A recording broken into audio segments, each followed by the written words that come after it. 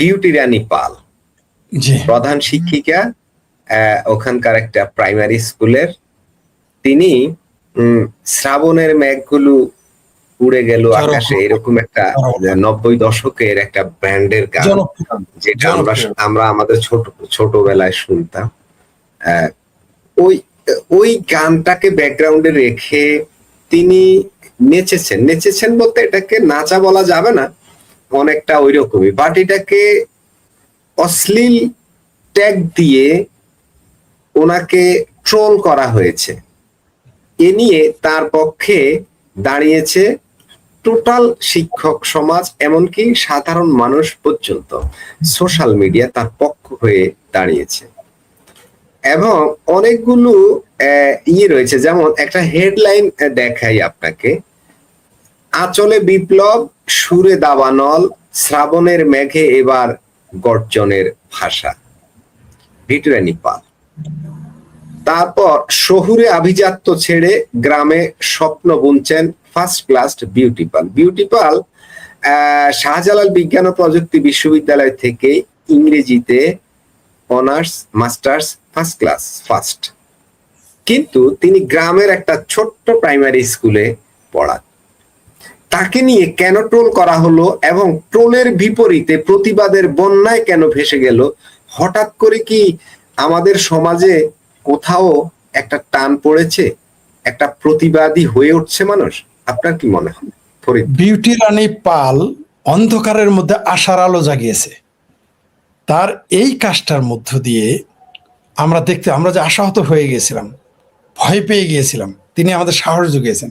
তার ছোট্ট একটা রিলে, শ্রাবণের মেঘগুলো জড়ো হলো আকাশে, এই একটা গানের রিল বিউটি রানী পাল তিনি প্রতিবাদ করে। দেখেন, মিডিয়া, সামাজিক যোগাযোগ মাধ্যম যে কত শক্তিশালী, রাজপথের চাইতে কোনো অংশে কম নাই, বিউটি রানী পাল প্রমাণ করে দিয়েছে। দেখেন, সাথে সাথেই আমরা ভেবেছিলাম আমাদের দেশটা মৌলবাদীদের খপ্পরে চলে গেছে, কিন্তু না, বিউটি রানী পাল ছোট্ট একটা রিল দিয়ে প্রমাণ করে দিলেন এবং তার পক্ষ নিয়ে দেশের জনগণ প্রমাণ করে দিল এই দেশে মৌলবাদীদের স্থান নাই, এই দেশে সঙ্গীত বিরোধীদের স্থান নাই। যারা তার এই গান নিয়ে ট্রল করেছে তারা হলো সেই মাদ্রাসার বলৎকারের পক্ষের লোক, তারা সঙ্গীত বিরোধী লোক, তারা শিল্প বিরোধী লোক, যারা মানুষের সুকুমার সকল সৃষ্টি বিরোধী লোক, তারা বিউটি রানী পালের সমালোচনা করেছে, ট্রল করেছে। তোরাই কেয়ার করবো আমরা? বরং আমরা দেখলাম যে তিনি একটা, বলতে গেলে তিনি এই বাংলাদেশ থেকে সঙ্গীত হারিয়ে গিয়েছিল, এই বাংলাদেশ থেকে সুকুমার প্রবৃত্তি হারিয়ে যাচ্ছিল। বিউটি রানী পাল আমাদের সেই আশার আলোটা জ্বালিয়ে দিলেন। বিউটি রানী পালকে স্যালুট। তিনি যে কাজটা করেছেন সারা বাংলাদেশে আমি অবাক হয়ে গেছি। গ্রামের শিক্ষক, ছাত্র ছাত্রী, শিক্ষিকারাও তার পক্ষ নিয়েছে। এটা আমাদের জন্য একটা ভালো দিক, শুভ সূচনা।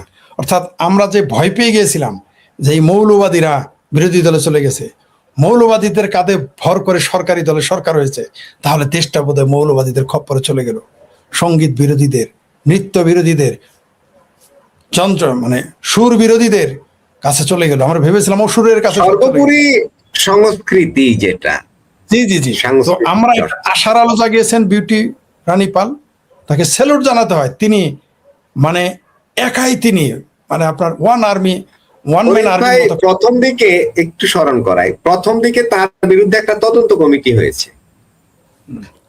ওই যে ইউনুসীয় শাসন আমলে যেভাবে হতো, হ্যাঁ, ইউনুসী শাসন আমল হলে নিশ্চিত তার চাকরিটা থাকতো না, নিশ্চিত থাকতো না। এরপরে মুসলিম সরকারের প্রথম শিক্ষা প্রতিমন্ত্রী তিনি বলেছিলেন যে গান তো গাইতেই পারে, যে তিনি চাকরির বিধিমালা লঙ্ঘন করেননি। হ্যাঁ, উনি একটা গান তো গাইতেই পারেন, গান গাওয়া তো কোনো দোষের না, অপরাধ না। এটা উনি সাংবাদিকদের প্রশ্নের জবাবে বলেছেন। ঠিক তারপরেই তদন্ত কমিটিটা কিন্তু থেমে গেছে, তারা আর তদন্তের দিকে যায় না। এরপর সোশ্যাল মিডিয়ায় যে ঝড়টা উঠলো, শুধু সোশ্যাল মিডিয়া না, সোশ্যাল মিডিয়ার পরিস্থিতি বুঝে আমাদের মেইন স্ট্রিম মিডিয়াও কিন্তু এরপর লেখা শুরু করে দিয়েছে। সোশ্যাল মিডিয়া, আমি দুঃখিত ইন্টারাপ্ট করার জন্য, সোশ্যাল মিডিয়া যে একটা শক্তিশালী জায়গা আবারও প্রমাণ করেছে বিউটি রানী পাল। এই সোশ্যাল মিডিয়ায় যখন মানুষ তার পক্ষে চলে গেছে, তখন মেইন স্ট্রিম মিডিয়া ওই হেফাজতের ভাষায় কথা বলে নাই, জামাতের ভাষায় কথা বলে নাই, জঙ্গিদের ভাষায় কথা বলে নাই। যদি সোশ্যাল মিডিয়ায় সাধারণ মানুষ পক্ষ না নিত, তাহলে একে কিন্তু চাকরিটা চলে দিয়ে ভারতের দালাল, ইসকনের দালাল বলে ঘেটি ধরে পিটাই করে দিত, জেলও হইতে পারত, মেরেও ফেলতে পারত। ফরিদ ভাই একটা পরিবর্তনের হাওয়া আমরা দেখতে পাচ্ছি। আমি আবার আপনার কাছে আসব, আমি রফিক ভাইয়ের কাছে একটু যাই। রফিক ভাই, নিশ্চয়ই বিষয়টা আপনার নজর এড়ায়নি, বিউটি রানী পালের বিষয়টা। আমরা হঠাৎ করে আমাদের দেশে মানুষের, ইয়াং জেনারেশনের কথা বলছি, জেনজির কথা বলছি, সবাই কিন্তু বিউটি রানী পালের পক্ষে দাঁড়িয়েছে। যেটা আমরা দেখেছি একদম বন্যার স্রোতের মতো শুধু প্রতিবাদ আসছিল, এবং শিক্ষিকারা, সারা দেশের শিক্ষিকারাও ওই সেম গান দিয়ে সেম ওই রকম ভিডিও করে সোশ্যাল মিডিয়ায় আপলোড দিয়েছে প্রতিবাদ স্বরূপ।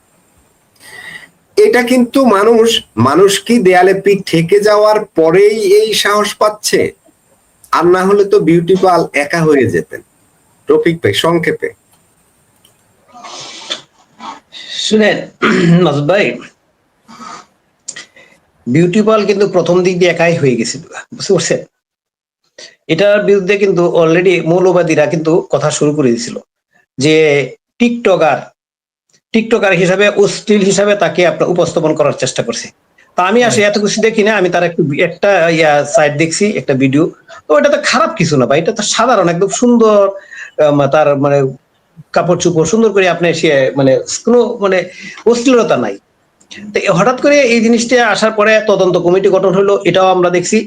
তদন্ত কমিটি গঠন যখন হয়েছে, তখন কিন্তু ওই যে আপনার ওই যে হুজুররা, মানে এই যে একটা শ্রেণী, তাদের মধ্যে তখন 2 ভাগ আছে, এখন 2, 3 ভাগ, 4 ভাগ আছে। এখন আমরা আর ওইভাবে করবো না, এক ভাগ একসাথে বলবো না।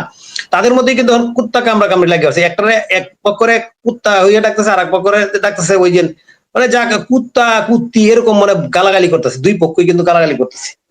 এটা এখন আমাদের গালাগালি করে আমাদের বলার দরকার না। ফরিদ ভাই তো এতদিন বলতো ওই যে মৌলবাদী কইলে বলে দেয়, এরা কিন্তু এখন 2-3 ভাগ হয়ে গেছে। ফরিদ ভাই, খবর দিয়ে দিলাম আপনাকে। এরা এখন কারে কে কামড়াইবো এটা মনে করে বোঝা মুশকিল, কে যে কোন পক্ষে কে কারে কামড়াইতেছে এখন বোঝা মুশকিল। নাস্তিক কয় না কুত্তা কইয়া আপাতত সম্বোধন করছে, বুঝেন নাই? তো ওইখানে এরা অলরেডি শুরু করে দিয়েছিল বিউটি পার্লারের বিরুদ্ধে, তদন্ত কমিটি হয়েছিল। তবে কেন জানি প্রতিমন্ত্রী কি ভুল করে ফেললো না কি করে ফেললো আমি বুঝলাম না, হঠাৎ করে বললো যে এটা তো কোনো খারাপ কিছু না, সাংবাদিক সম্মেলনে মানে ওই যে প্রশ্ন, এইটা কারণেই পরে ওই মানে পুরা আওলা হয়ে গেছে, আবার পুরা ভাইরাল হয়ে গেছে। তার পক্ষে মনে করেন যে একদম সামাজিক যোগাযোগ মধ্যে একদম তোলপাড় শুরু হয়ে গেছে। না হয় যে ফরিদ ভাই বলছিল যেটা, ওই যে আমি একটা ভয় পেয়ে গেছিলাম যে এই মেয়েটার হয়তো চাকরি চলে যাবে, কারণ এরকম রেকর্ড কিন্তু অনেকগুলি আছে। একটু পাইলেই আপনার হিন্দুর আবাস পাইলেই ইসকন মারিয়া দেয়। ইসকন যে কোথায় কামড় দিছে, কোন জায়গায় যে চিমটি মারছে, এটা আমরা বুঝি না। একদিকে রফিক ভাই, একদিকে শিক্ষক, আরেকদিকে গান, আরেকদিকে একটু হালকা নাচ, শাড়ি পরে একজন শিক্ষক হয়ে এটা নাচ বলবে না, তার চেয়েও বড় বিষয় হলো তিনি সনাতনী হিন্দু। এই তো আমি বলি আপনাকে, ওইটাই বলছিলাম। এই যে ইসকন বইলা কিন্তু জবাই করে ফেলছিল, কিন্তু ইসকন বইলা কিন্তু প্রকাশ করে ফেলছিল, কিন্তু তাই কিন্তু গেছিল, কিন্তু সোশ্যাল মিডিয়ার ইয়ার কারণে সে টিকে গেছে গা, বেঁচে গেছে গা। কারণ হলো দেখেন ওই কি জানি নামটা এই মুহূর্তে মনে হচ্ছে, ফরিদপুরে হচ্ছে একটা হিন্দু লোক, কি জানি নামটা বলেছে আছে, ওই ইসলামের নবীকে নাকি আমাদের নবীকে নাকি অবমাননা করছে, কি জানি বলছে না বলছে, ওই জন্য ওইটা সূত্র ধরে তারা জেলে ঢুকাই দিছে। এখন ওদের যে ধর্ম, এই যে ধর্মীয় যে আছে, ওই যে রামের ছবি দিয়া জুতা পিটা করলো, এই করলো সেই করবো, মানে অশ্লীলতার কোনো শেষ নাই। ওটা তাদের ধর্মের অবমাননা হয় না? ওইটা হলো অন্য ধর্মকে যখন আমরা বেজ্জতি করি, আমি যদি এইভাবে বলি কথাটা, তাদের ধর্ম অনুভূতিতে কি লাগে না? তাদের অনুভূতি নেই, তারা কি কাঠ, তারা কি নির্জীব? আমার তো এই কথাগুলি, ওই যে ছেলেটা দেখেন, ওই যে আপনার ওই আরেকটাও বলে, এই যে আমাদের এখানে প্রায় ওই যে গত লাইভে একজন বারবার করে কমেন্ট করছিল আমাদেরকে কেন কাফের বলা, এই যে কাফের মাইকে রেকর্ড করে এই যে কে কাফের কে কি, এটা কি এইভাবে বলার বিষয়? অন্যদের কি না, গায়ে আমি লাগে না? শুনেন, অন্য অন্য ধর্মের সে- মানুষদের কি গায়ে লাগে না যে আমাদেরকে এগুলো বলছে? তাহলে আমরা কি পৃথিবীতে কি একা? মানে পৃথিবী একদিকে, আমরা অন্যদিকে নাকি? অন্যদিকেই তো আমরা অবশ্যই অন্যদিকে চলে গেছি গিয়া। আপনি আর কিছুদিন অপেক্ষা করেন, এইভাবে যদি থাকে, বারবার বলতেছি না, শুনেন, সমস্ত কিছুর মূলে হলো আপনার বিজনেস। ওই যে লাফালাফিও করেন, কাটাকাটি কেন ফাল মারেন, এই করে সবকিছু বিজনেস। বিজনেসে কিন্তু গতি কিন্তু অলরেডি নিম্নমুখী, কঠিন ভাবে নিম্নমুখী। একটা এত আস্তে আস্তে না, কিন্তু ব্যাপক ভাবে আপনার নিম্নগামী। আমি কিন্তু বহুত আগে বলছিলাম, বহুত দিন আগে আপনার টকশোতে বলছি যে এই যে ইসলাম নিয়ে, এই যে হিন্দু বিদ্বেষ, এই যে অন্য ধর্মের কে টোটাল 800 কোটি মানুষের মধ্যে 225 কোটি হলো মনে করেন মুসলমান, এরা ছাড়া সব হলো জাহান্নামী, কাফের, নমরুদ, যা আছে সব। ওই যে একটা জিনিস প্রপাগান্ডা যে ছড়াইতেছেন আপনার সারা বিশ্বের মানুষ কিন্তু এই আপনার বাংলায় বুঝে তারা অটো ট্রান্সলেট হয়ে যায়। সুতরাং তারা আপনারা কি বলতেছেন তাদের বিরুদ্ধে, এটা কিন্তু ভালো করে বুঝতেছে। সুতরাং এমন ভাবে কলকাঠি নাড়বো, আমি বলছিলাম অনেকদিন আগে যে ভারতের সাইল বোঝা বহু মুশকিল, এমন কিছু কাজ আস্তে আস্তে করবে, মানে আমাদের দেশকে মৌলবাদী ট্যাগ দেওয়ার প্রায় কাছাকাছি চলে গেছে। পাকিস্তান যেন আপনার মৌলবাদী পুরা আপনার জঙ্গি ট্যাগ অলরেডি সারা বিশ্বের ট্যাগ হয়ে গেছে গা, ওইরকম আমাদেরটাও কাছাকাছি নিয়ে পৌঁছাইতেছেন আপনারা, আমরা নিজেরাই। সুতরাং আমাদের অবস্থানটা খুব তাড়াতাড়ি বুঝবেন, লাফালাফি সম্বদ্ধ হয়ে যাবো। আরেকটা জিনিস বলি, একটা ছেলে, ওই যে একটা ছেলে দেখেন, ওই যে রমনা, এই যে এর এখানে পার্কের এনে, ওই যে আপনার সৌরদ্দ উদ্যানে, রফিক ভাই কথা যখন তুলছেন তো এই প্রসঙ্গেই বলি। হ্যাঁ এই এটাই বলতেছি, ছেলেটা এই ছেলেটার কথা বলতেছি আপনি। জি, বলুন আপনি। এই হ্যাঁ, দুজনেই কিন্তু ওই খুবই ছেলেটা ভাইরাল, দুজনের পক্ষেই পুরো দেশ এই মুহূর্তে। হ্যাঁ, এই ছেলেটা কিন্তু প্রথম ওরে কিন্তু হিন্দু বানাইতে এসেছিল। ওই এক হুজুর আছে না, ওই হুজুরে সে যে তর্ক বিতর্ক শুরু করলো তার সাথে, তারা বলছে এই তুমি ঘটনাটা কি ঘটছিল সেখানে? মূলত ঘটনাটা কি ঘটছিল? সেই ঘটনাটা হলো, এখানে শুনেন, এখানে একটা মসজিদ বানাইছে, ওই একটা গাজাখুর এখানে মসজিদ বানানোর চেষ্টা করতেছে, অলরেডি করছে, উদ্যানে। কিন্তু সরকার, হ্যাঁ এটা সরকারি জায়গা কিন্তু মসজিদ হয় না, হবে না, সরকার থেকে পারমিশন নিতে হবে, সরকার থেকে অনুমোদন নিতে হবে। হ্যাঁ, তাইলে মসজিদ হবে, না হলে তো মসজিদ হবে না। এখন ওইখানে এটা ভাঙতে গেছিল ম্যাজিস্ট্রেট, ওইখানে কেউ কেউ বাধা দিছিল, ওই ছেলেটা ওখানে ছিল, বুঝতে পারছেন? তো ওই ছেলেটা আবার বলছে যে এখানে মসজিদ হবে। বিষয় এটা না, তথ্যগত ভুল আছে আপনার, তথ্যগত ভুল আছে। ওইখানে ঘটনাটা হচ্ছে, ওইখানে ওই মসজিদ ওরা বানাইছে, ওরা ট্রিপল দিয়া অন্যভাবে এটা অস্থায়ী ভাবে ওইখানে তৈরি করেছিল সরকারি জায়গায়। ওই ছেলেটা ওরা প্রতিবাদ করেছে যে এখানে মসজিদ হলে ওই পাশে মন্দির হবে, তার পাশে গির্জা হবে। এই কথাটা তো আমি বলতেছি, প্রতিবাদ করে আমি ওই কথাটা বলছি। ওইখানে ম্যাজিস্ট্রেট ছিল না।